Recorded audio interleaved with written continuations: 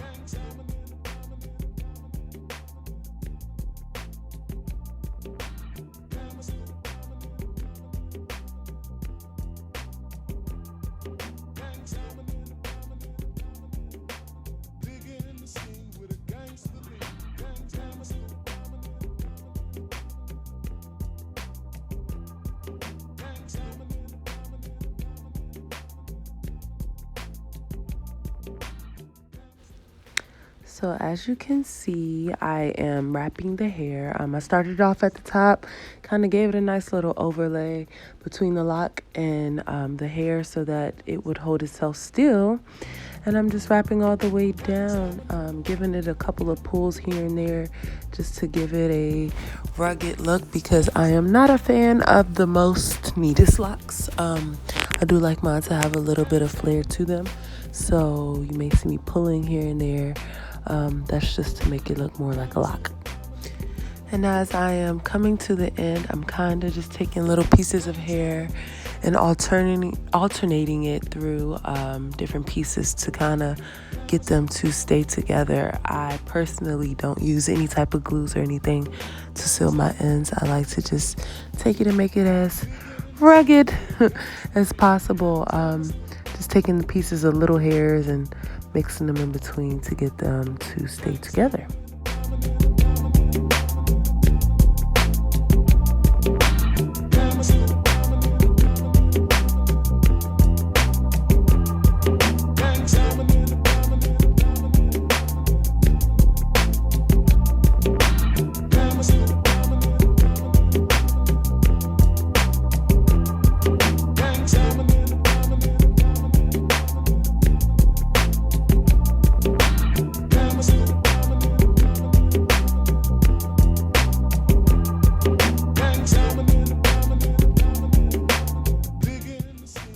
Alright, so as y'all can see, I just wanted to slow it down really quickly so you can really see how I am maneuvering my hands through the hair.